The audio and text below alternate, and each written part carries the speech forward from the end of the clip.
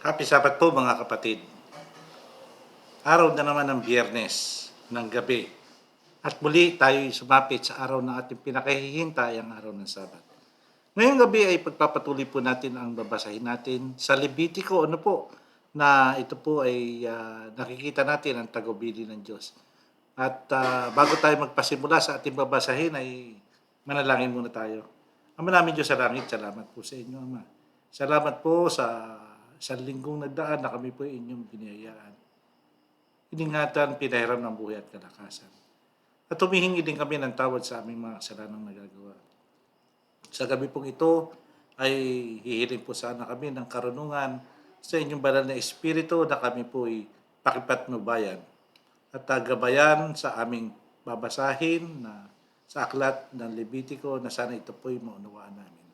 Pagpalain na nga po ang bawat sa amin na makikinig, manonood sa gabing ito. Ang lahat po hinihiling namin at pinagpapasalamat, alang-alang po lahat. Sa pangalan po namin, Panginoong Isus. Amen. Simulan na po natin mga kapatid. Simulan na po natin. Levitico 11, 1 hanggang 47. Inutusan ng Panginoon si Moises at si Aaron na sabihin sa mga taga-Israel ang mga sumusunod, pwede ninyong kainin ng anumang hayop na lumalakad sa lupa, na biyak ang kuko at ninunguyang muli ang kinain nito. Pero huwag ninyong kakainin ang mga hayop na ninunguya muli ang kinain nito, pero hindi naman biyak ang kuko tulad ng kamelyo, kuneho. Huwag niyo din kakainin ang baboy, dahil kahit biyak ang kuko nito, hindi naman ninunguya muli ang kinain nito. Itinuturing ninyong na maruruming hayop ang mga ito. Huwag kayong kakain ng karne ng mga ito o hihipo ng mga patay na hayop na ito. Pwede ninyong kainin ang mga isda sa dagat o tubig tabang na may mga palikpik at kaliskis, pero huwag ninyong kakainin ang mga walang palikpik at kaliskis. Agwad ninyong hihipuin ang mga patay na isdang ito. Ituring ninyong kasuklam-suklam ang mga isdang ito. Huwag ninyong kakainin ang mga ibon tulad ng agila o ibon na kumakain ng mga bangkay ng tao o hayop, lawing, kuwago, ibong naninila, ibong dumadagit ng isda, tagak at paniki. Ituring ninyong kasuklam-suklam ang mga ibon na ito.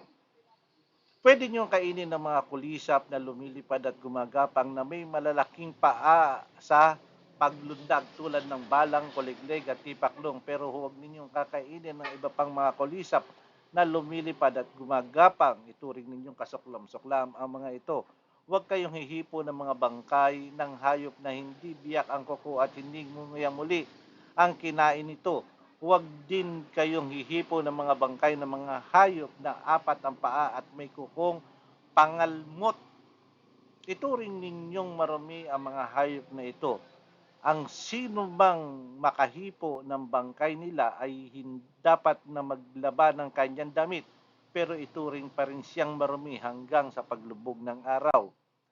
Ituring ninyong marumi ang mga hayop na gumagapang katulad ng daga, bubuit, butiki, tuko, bayawak, buhaya, bubuli at hunyago. Ang sino mang nakahipo ng mga bangkay nito ay ituturing na marumi hanggang sa paglubog ng araw. Ang alinmang bangkay na mahulugan ng patay na katawan nito ay magiging marumi, ito'y yari sa kahoy, tela, balat o sako at ginagamit sa kahit saan. Ito'y dapat hugasan ng tubig, pero ituturing pa rin na marumi hanggang sa paglubog ng araw. Kapag ang palayok o banga ay nahulugan ng patay na hayop na ito, ang lahat ng laman sa loob nito ay marumi na at ito'y dapat nang basagin. Ang lahat ng pagkain na nilagyan ng tubig na mula sa bangang iyon ay marumi na at marumi na rin ang anumang inumin na nasa bangang iyon.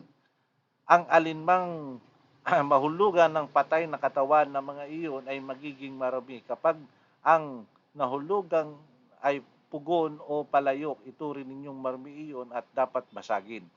Ang batis o balon na mahulugan ng kanilang mga patay na katawan ay mananatiling malinis. Pero ang sino mang makahipo ng patay ng katawan na iyon ay magiging marumi. Ang alinmang bahagi na mahulugan nito ay mananatiling malinis. Pero kung binhi ay nakababad na sa tubig, ang binhing iyon ay magiging marumi na.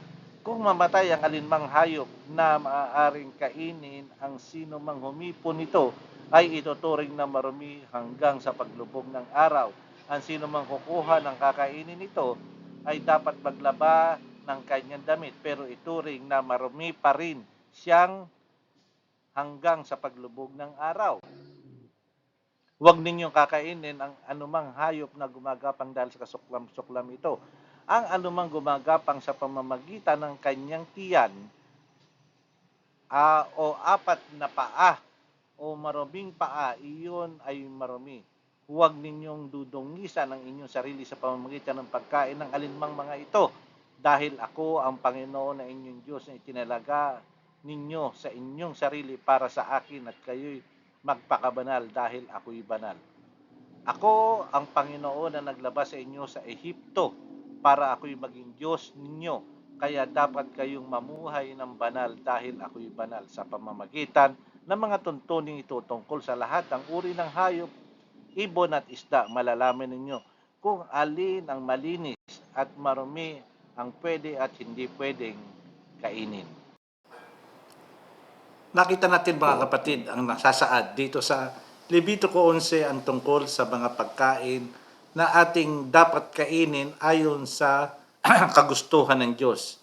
Malinis na pwedeng kainin at marumi na karumal-dumal para sa paningin niya.